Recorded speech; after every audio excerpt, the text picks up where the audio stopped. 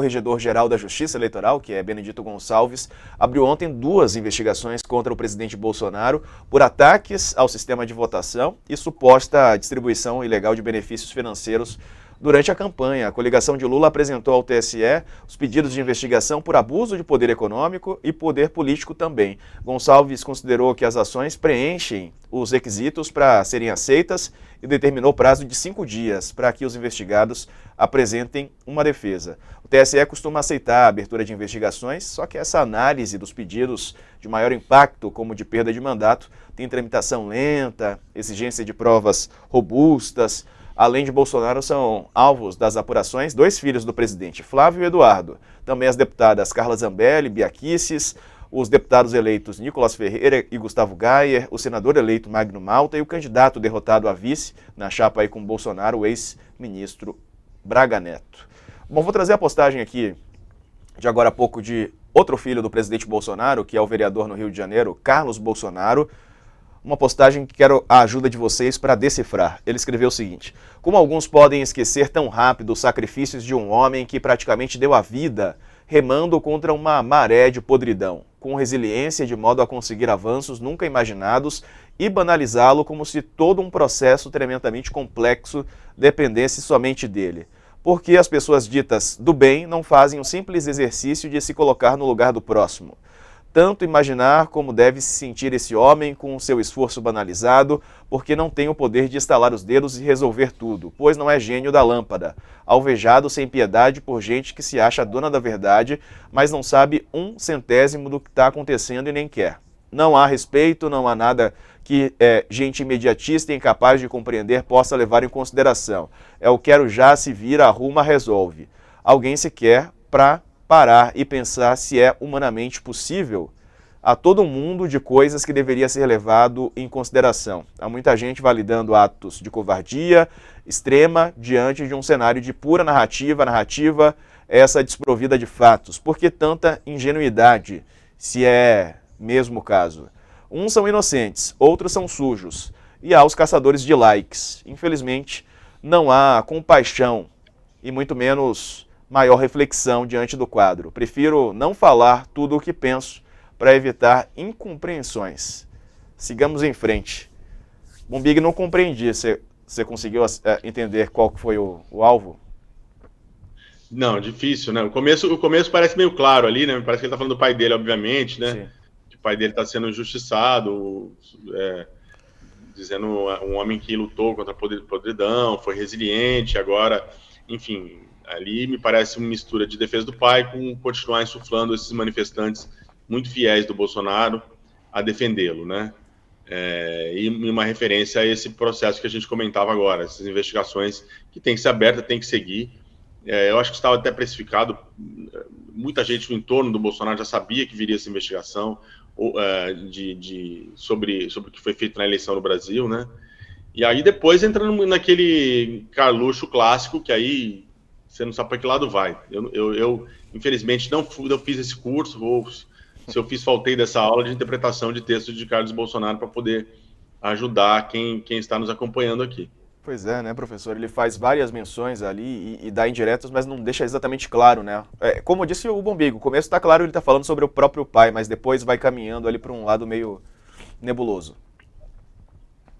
A gente pode ver que a importância do Mobral, né? Mas tudo isso decorre daquela decisão do corregedor eleitoral, que é um homem experiente, é um magistrado de carreira, foi desembargador muito atuante no Tribunal de Justiça do Rio de Janeiro, foi desembargador estadual, e o que ele deu nessa decisão? Tecnicamente, vamos olhar o aspecto técnico. Ali havia o quê? Justa causa. Quer mais prova, quer mais abundância, aquilo que os jornalistas usam uma expressão que eu gosto, que é prova provada. Tem prova provada do Bolsonaro atacando as urnas. A fraude que poderia haver. E depois ele até tem a representação do Valdemar da Costa Neto como laranja dele, que quer até a anulação de algumas urnas para tirar aquelas urnas que ele perdeu, que ele chamava de urnas velhas. O que o ministro fez ali, numa ação de investigação judicial eleitoral, que é muito própria e é uma ação exclusiva do eleitoral, onde o corregedor, a ação, a lembrar, foi no prazo, porque o prazo final é a diplomação. Até a diplomação pode essa ação, mas o PT entrou antes com essa ação.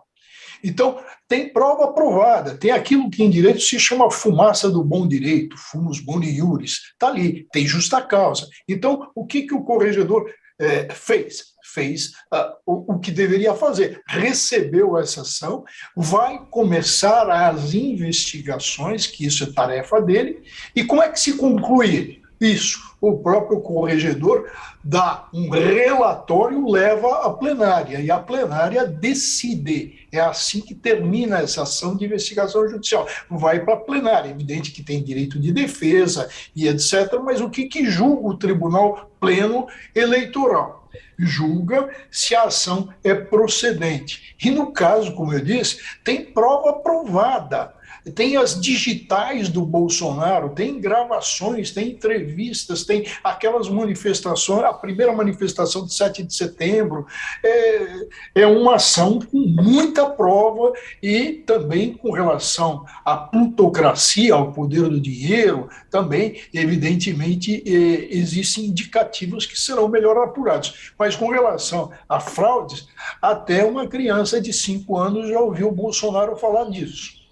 E Bombig, com tantas provas à disposição, assim, caso não haja uma responsabilização, né, caso o Bolsonaro não seja responsabilizado, fica até uma má impressão, né, da nossa justiça, porque ele realmente atacou o processo eleitoral fortemente, e se não houver uma responsabilização, parece que qualquer um pode seguir pelo mesmo caminho também. Não, você tem razão, o recado que se passa é péssimo, né? Vamos passar... E tem outro ponto, né? Já tem um exemplo... triste que ficará dessas eleições, que é o uso da máquina pública para benefícios, para alterar de uma maneira, usar o Estado, né, usar o dinheiro público para de alguma maneira desequilibrar o processo eleitoral. Eu acho que esse exemplo já ficou, ele é muito ruim, a gente vai ter uma rebordosa disso muito grande nas eleições municipais, vão ter gente usando prefeito, usando a máquina adoidado para distribuir dinheiro, distribuir favores, que foi o que o governo fez, né? Esse exemplo também precisa ser investigado, também de alguma maneira precisa ser punido e mostrar que isso não pode.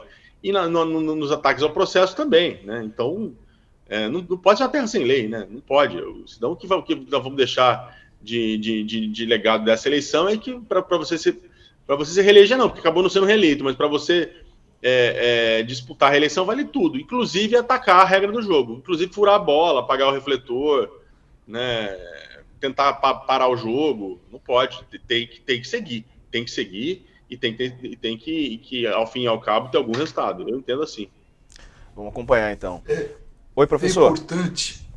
É importante, Diego, em cima do que você falou, e bem colocou, o seguinte, terminou a fase, que é a quarta fase do processo eleitoral, no resultado com a diplomação. Acabou isso.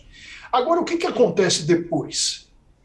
A justiça eleitoral, que tem rapidez até então, passa aquele velho e conhecido ritmo de lesma reumática. Passa a andar devagar. Então, as respostas, as apurações vão ser muito, mas muito lentas, como é da tradição, da praxe da justiça eleitoral. A justiça eleitoral é que nem, como se diz no popular, um cavalo paraguaio.